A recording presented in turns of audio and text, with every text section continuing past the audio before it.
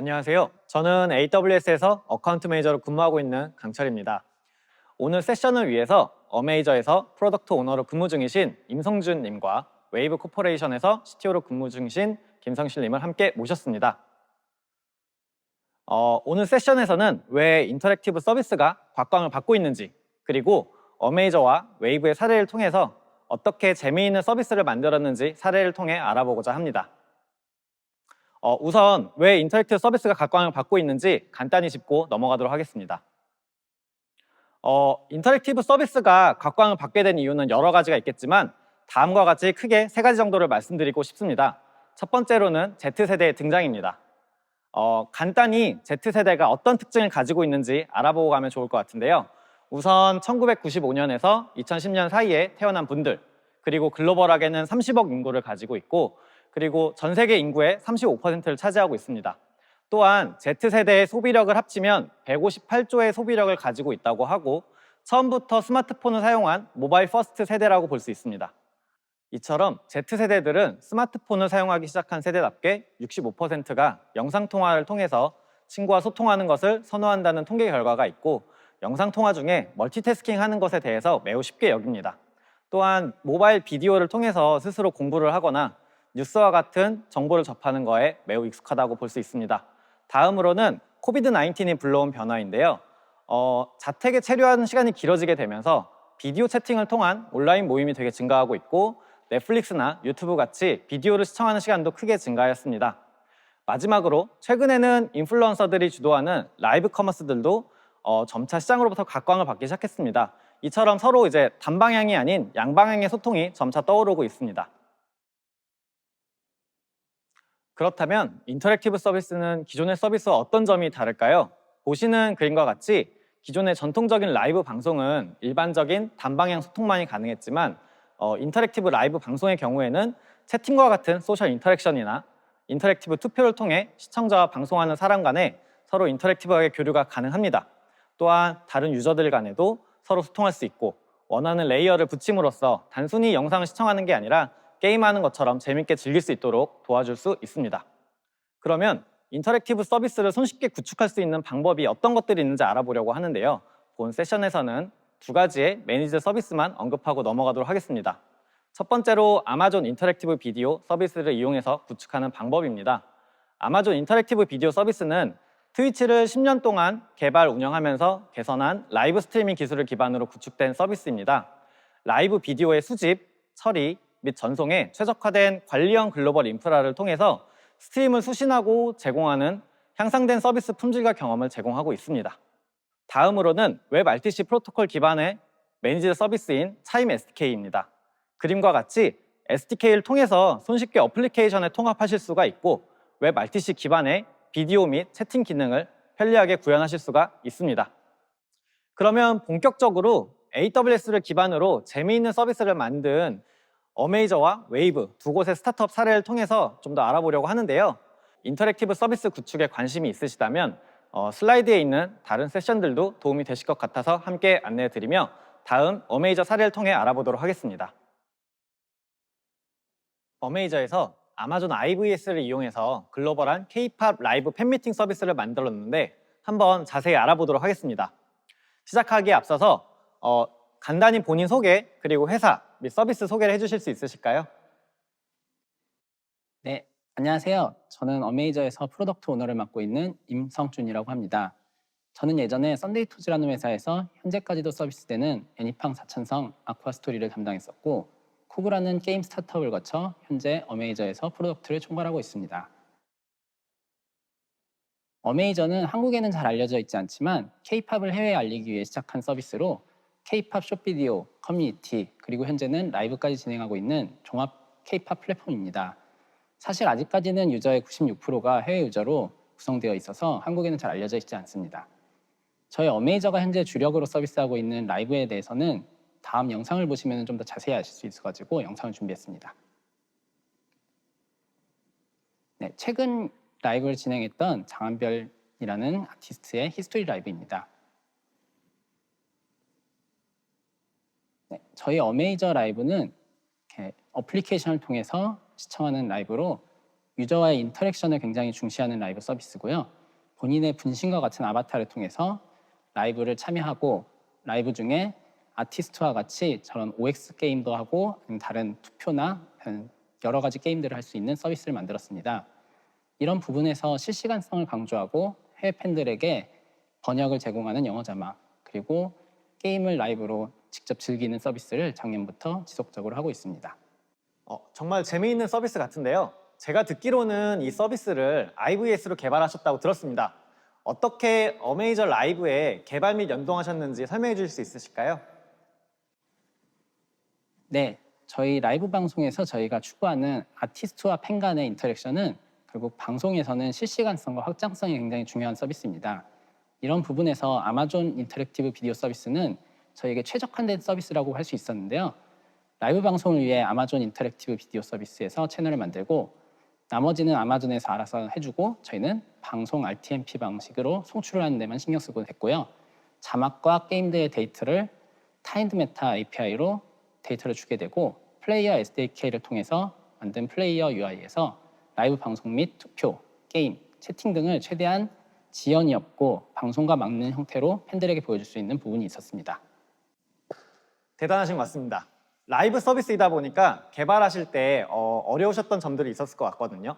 어떤 계기로 AWS IVS를 선택하게 되셨는지도 궁금한데요. 어떤 점들이 어려우셨었나요? 네, 저희가 IBS가 개발되기 전에 먼저 직접적으로 서비스를 만들었었는데요. 서비스 오픈 직후에 IBS 서비스로 바로 옮기게 됐습니다. 왜 옮기게 되었냐면은 IBS를 사용하지 않을 때는 크게 세 가지 문제가 있었는데요. 비용, 그리고 송출 지역, 인터랙션 타이밍의 문제였습니다. 이런 부분들은 라이브 서비스라는 모든 분들이 공감하실 수 있는 부분인데요.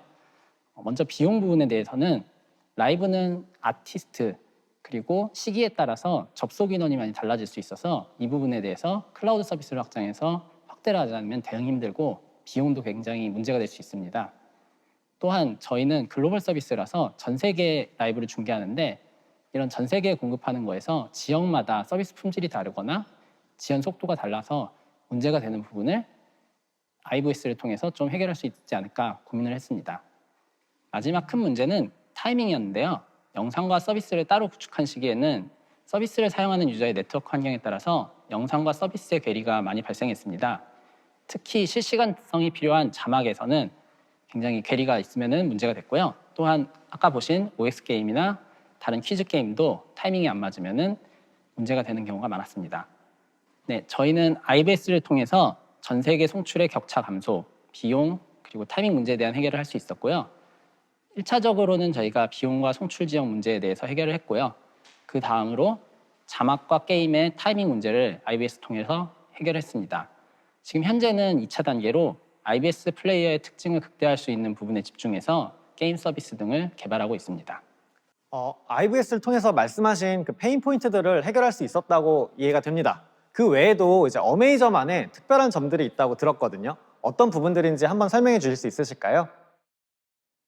네, 저희 어메이저는 다국어 실시간 자막 시스템, 그리고 실시간 인터랙션 게임, 유니티 엔진 연동이 있습니다. 다국어 실시간 자막 시스템은 전 세계 유저들이 시청하는 만큼 실시간으로 자막을 원하는데요. 이유는 언어별로 IBS 통해 전송할 수 있는 시스템입니다. 그리고 저희는 인터랙션 게임, OX 퀴즈라든지 퀴즈 혹은 더 다양한 게임들을 IBS 통해서 실시간으로 연동할 수 있게 만들었고요. 이것들이 타임 렉이 없이 지속적으로 될 수 있게 만들었습니다. 또 마지막으로는 유니티 엔진에 연동한 것인데요. 저희는 유니티 엔진을 사용해서 좀 더 즐겁고 재미난 라이브를 위해서 좀 신경을 쓰고 있고요. 이런 부분에서 유니티 엔진의 IBS 연동을 계속적으로 추가하고 있습니다. 글로벌 유저들이 K-팝 아이돌들과 소통할 수 있게 정말 디테일한 부분들까지 많이 신경 쓰신 것 같습니다. 마지막으로 하고 싶으신 말씀이 있으실까요? 현재 어메이저는 라이브 서비스를 확대하는 방향들을 고민하고 있고 좋은 아티스트와 협업을 진행하고 있습니다. 이와 관련해서 앞으로 어메이저 라이브에 관심을 가져주시고 협업 및 채용도 진행 중이니 연락주세요. 네, 임성준 프로스트 오너님, 좋은 사례 공유해 주셔서 정말 감사드리고 좋은 인사이트 얻어갈 수 있었습니다. 그럼 다음 사례로 넘어가서 웨이브 코퍼레이션에서 200만 명이 사용하는 모바일 영상통화 서비스를 어떻게 만드셨는지 알아보도록 하겠습니다. 안녕하세요, 김성실 CTO님. 간단히 자기소개 및 서비스 소개 부탁드리겠습니다. 네, 안녕하세요. 저는 웨이브라는 서비스를 개발하고 있는 김성실이라고 합니다. 저는 과거에 분산 시스템 테스트베드, 프로그래밍 언어, 얼굴 인식, 딥러닝 등 여러 분야를 연구했던 대학원생이었는데 뛰어난 동료들과 웨이브 코퍼레이션이라는 회사를 창업하게 되어 현재 6년째 학계가 아닌 현업에서 서비스 개발 총괄을 맡고 있습니다. 웨이브는 재미있는 놀거리들과 영상통화를 접목시킨 모바일 어플리케이션입니다. 기존의 영상통화나 화상회의 앱은 주로 커뮤니케이션 용도였던 데 반해 웨이브는 그뿐만 아니라 친구들이 만나서 노는 경험들을 모바일 환경에서 재현해 놓았으며 이는 웨이브의 특장점입니다. 그 차별성 덕분에 한국에서 꽤 의미 있는 유저층을 확보할 수 있었고 작년에 유치한 시리즈 B 투자를 기반으로 올해 해외 진출도 계획 중에 있습니다. 모든 개발은 인하우스로 이루어지고 있으며 총 4명의 엔지니어들이 개발을 담당하고 있습니다. 네, CTO님 소개 감사드립니다. 저도 친구들하고 즐겨하는 서비스다 보니까 더 반가운데요. 클라이언트 개발자 2명, 서버 개발자 2명이서 총 4명에서 200만 명이 넘는 서비스를 개발하기가 쉽지 않았을 것 같습니다. 혹시 개발하시면서 어려운 점들은 없으셨었나요? 기술적인 난이도나 복잡도로 인한 어려움보다는 짧은 시간 안에 적은 인원으로 테크니컬 리퀘어먼트를 충족시키는 부분이 항상 어려웠습니다. 이는 대부분의 스타트업 팀이 공감할 수 있는 내용일 것 같은데요.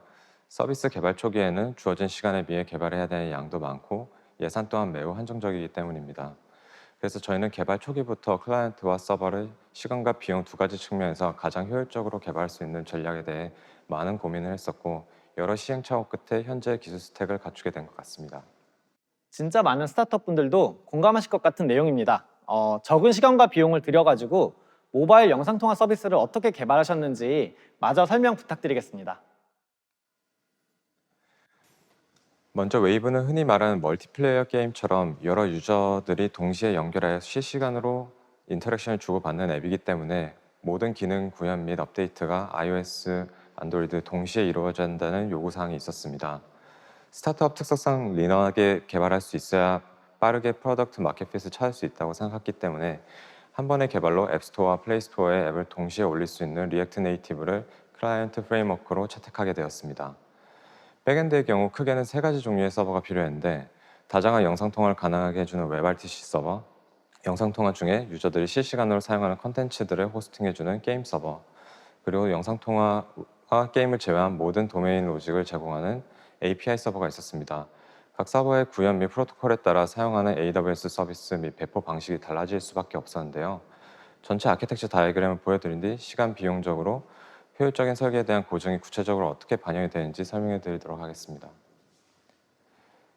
클라이언트는 OS와 상관없이 3가지 종류의 서버를 접근하게 되는데 API 서버의 경우 HTTPS, 게임 서버의 경우 웹소켓, WebRTC의 경우 자체 프로토콜인 RTP, SRTP로 안전하게 통신이 이루어집니다.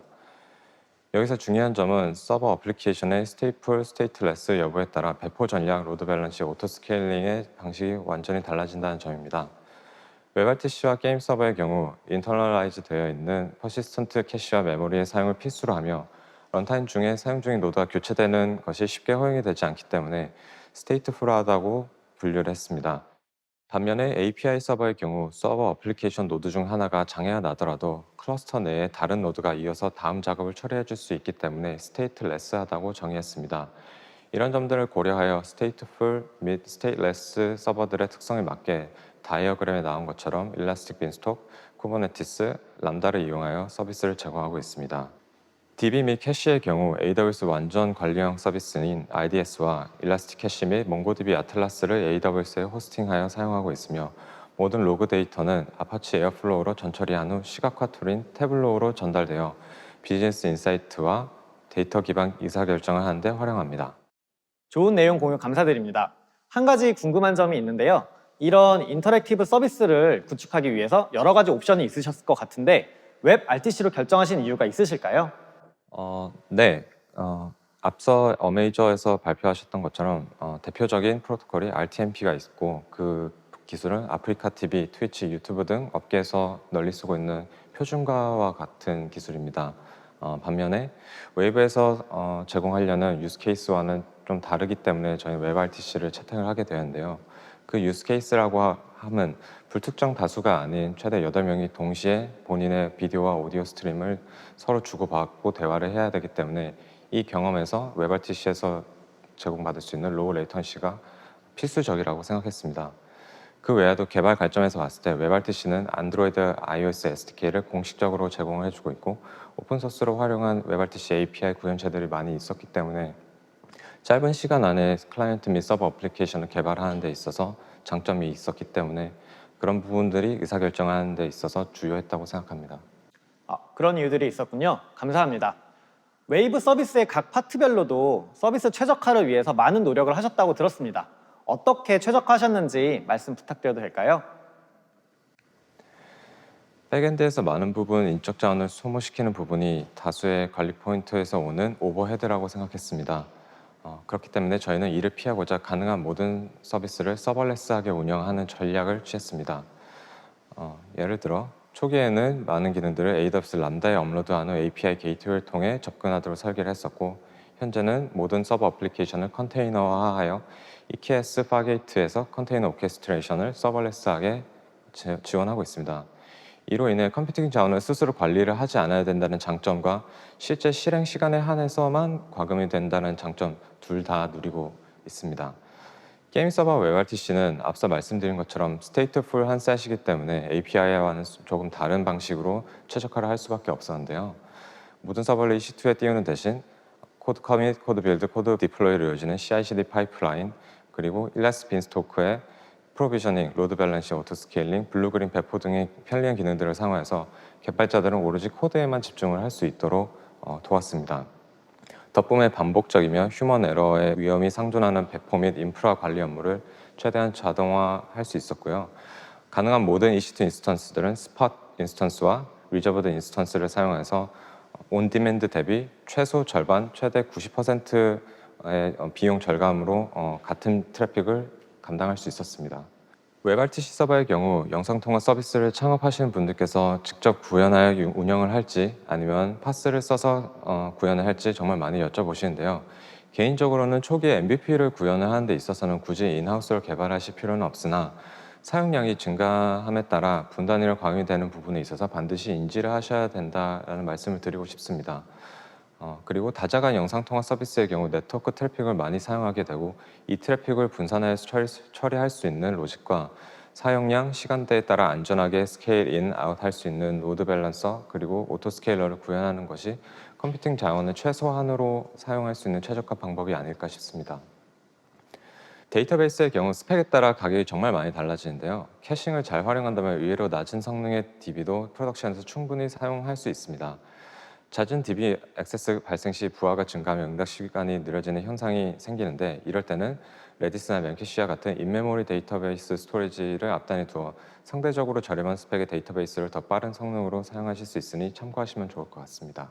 말씀해주신 내용들이 단순히 미디어 서비스를 구축할 때뿐만 아니라 다른 서비스들을 구축할 때에도 고가용성이나 비용 효율화 그리고 성능 측면에서 정말 참고할 부분이 많은 것 같습니다. 마지막으로 전달하고 싶으신 내용이 있으실까요?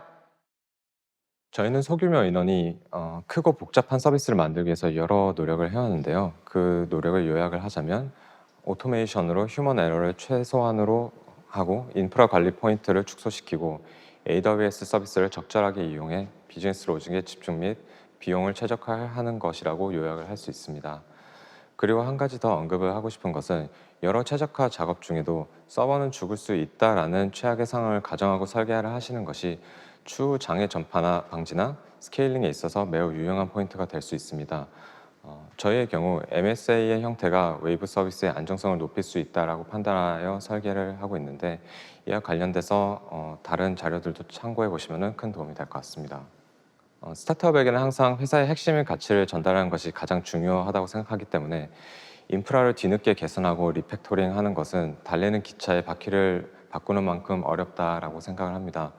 따라서 서비스 초기에부터 적절한 인프라를 설계할 수 있고 충분히 고민을 하신 것을 추천드립니다. 마지막으로 AWS 서비스 중에 AWS 더 잘 쓸 수 있도록 내 계정을 분석하여 가이드라인을 제공해주는 Trusted Advisor와 Well Architected Review라는 서비스가 있습니다. 개인적으로 놓치고 있었던 최적화가 가능했던 부분들을 많이 찾아내 주어서 정말 큰 도움을 받았는데요. 다른 분들도 무료이니 꼭 확인해 보시면 좋을 것 같습니다. 네, 이것으로 제 발표를 마치도록 하겠습니다. 네, CTO님, 짧은 시간 동안 정말 좋은 사례와 경험 공유해 주셔서 감사드립니다. 미디어 서비스의 경우 라이브 스트리밍 등 전문적인 지식이 필요한 경우들이 많고 트래픽 증가에 따른 서비스의 스케일러빌리티 등 고려해야 되는 부분이 많습니다. 특히 스타트업의 경우에는 제한적인 리소스를 바탕으로 MVP를 빠르게 개발하고 마켓핏을 찾아 나가야 되기 때문에 AWS가 제공하는 매니지 서비스들을 적극적으로 활용하심으로써 서비스 개발을 가속화하는 것이 중요합니다. 이를 통해서 여러분들의 코어 밸류에 조금 더 집중하셨으면 좋겠습니다. 그리고 서비스의 성장 속도에 맞는 적합한 클라우드 인프라를 사용함으로써 최적의 비용으로 부담 없이 서비스를 운영하실 수가 있습니다. 마지막으로는 스타트업들을 위한 액티베이트 프로그램과 같은 혜택들이 있기 때문에 저희 스타트업 팀이 항상 고객분들을 지원해 드리기 위해 기다리고 있습니다. 언제든지 편히 AWS로 연락 주시기 바라겠습니다. 여러분의 소중한 피드백을 기다리고 있습니다. 강연 종료 후에 강연 평가에 꼭 참여 부탁드리겠습니다. 그럼 이것으로 본 세션을 마치도록 하겠습니다. 감사합니다.